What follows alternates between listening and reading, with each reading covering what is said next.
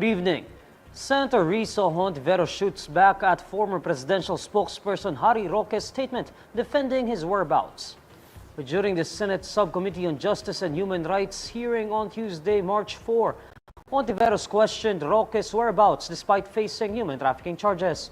Roque, through a Facebook post, clarified that he is not fleeing from Philippine authorities because he is not a fugitive and he has a right to travel. Roque also argued that there is no warrant of arrest issued against him. Citing Department of Interior and Local Government Secretary John Vic Remulla, Roque said he is only being pursued not as a criminal but as a resource person. But Hontiveros questions Roque's statements, asking why he left the country through illegal means and why he is not coming back to the country. Hontiveros asks if Roque is really on a travel or if he is violating Philippine laws. The senator emphasizes that Roque, in his own words, explained his extended disappearance as flight from a congressional contempt. Hontiveros says this is a clear admission of Roque's liability for the crime of disobedience to summons by Congress under Article 150 of the revised Penal Code. According to Hontiveros, it is extremely ironic that Roque is talking about his right to travel when the Bureau of Immigration has declared that it is studying the filing of cases against him for leaving the country through illegal means. The Bureau of Immigration, during the Senate inquiry, said Roque attempted to go to the United States but failed to do so after being held in Japan. Apart from this, Bureau of Immigration Intelligence Division Chief Fortunato Manahan Jr. said they have no other information at present as to where Roque and his wife Myla are. All FA-50 fighter jets of the Philippine Air Force were grounded after one of the jets crashed in the Kalatungan mountain range in Bukidnon. According to Philippine Air Force spokesperson Colonel Maria Consuelo Castillo, the agency has a total of 12 FA-50 fighter jets which were acquired in 2015 and 2017. But following the crash of one FA-50 fighter in Bukidnon, the agency now has 11 remaining fighter jets which are all currently grounded. The FA-50 fighter jets were acquired from Korea Aerospace Industries for 18.9 billion pesos during the administration of then-President Noynoy Aquino. The missing fighter jet was found in the Kalatungan mountain range in Bukidnon. The two pilots aboard the fighter jet were also found at around 11 a.m. on Wednesday, March 5. The portion of a bridge connecting the towns of Cabagan and Santa Maria in Isabela province may have collapsed due to underdesign, according to the Department of Public Works and Highways. Citing a conversation with Public Works Secretary Manuel Bonoan, Presidential Communications Office Undersecretary Claire Castro says that based on the agency's initial investigation, the bridge's design is meant to be used by light vehicles only. Nung nagkaroon po kami ng pakikipag-usap kay Secretary Bonoan, nagkaroon na po talaga ng investigation, but it's initial investigation. So, dahil sa mga earthquakes, sa kung ano sa tagal ng panahon, hindi na siya naging matibay at kailangang i-retrofit sa panahon po ngayon.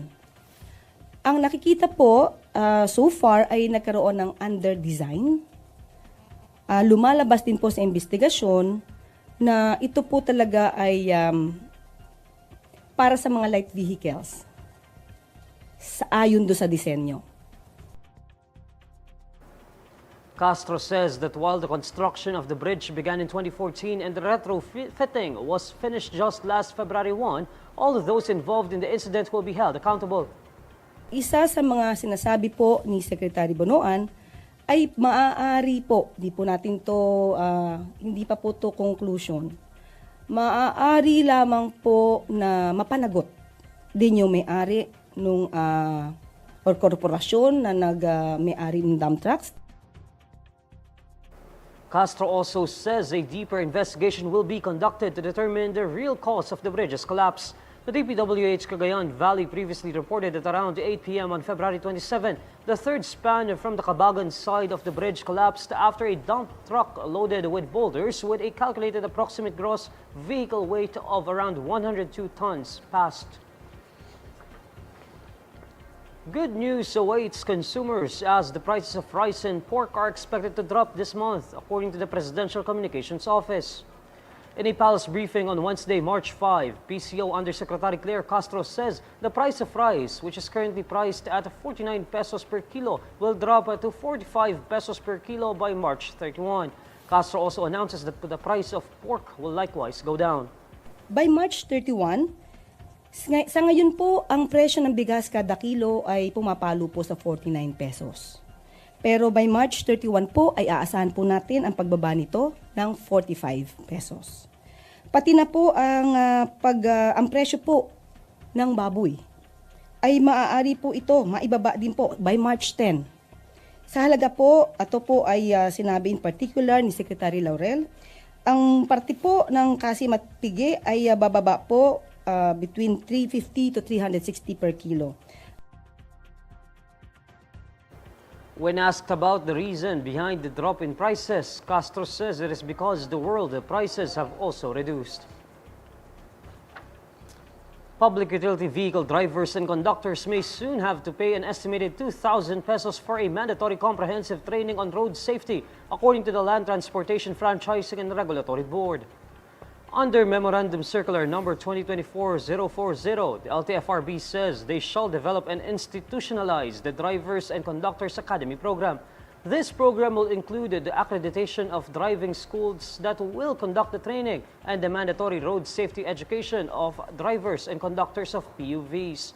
According to LTFRB, all PUV drivers and conductors of existing franchise holders with valid and existing certificate of public convenience and/or provisional authority and special permits are required to complete the required course designed by the LTFRB.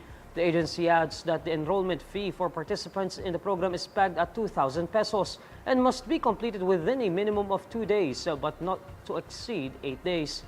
However, LTFRB Chairman Teofilo Guadis III clarifies that transportation cooperatives may offer the program for free as long as they have accredited trainers and psychologists. Guadis says the pilot implementation of the program will first be held in Metro Manila for a few months, starting around May, before implementing it in other urban areas. The initial implementation will also be limited to bus and truck drivers and conductors for the first year. Guadis also says the training will be composed of a lecture on road safety, psychological exam, and basic first aid and life support training. According to the agency, the training was proposed to address the thousands of road crashes recorded each year. And these are the stories you need to know today. I'm Neil Mercado. Follow INQUIRER.net on Facebook, X, YouTube, TikTok, Instagram, and Reddit. For more stories, visit INQUIRER.net. Good evening.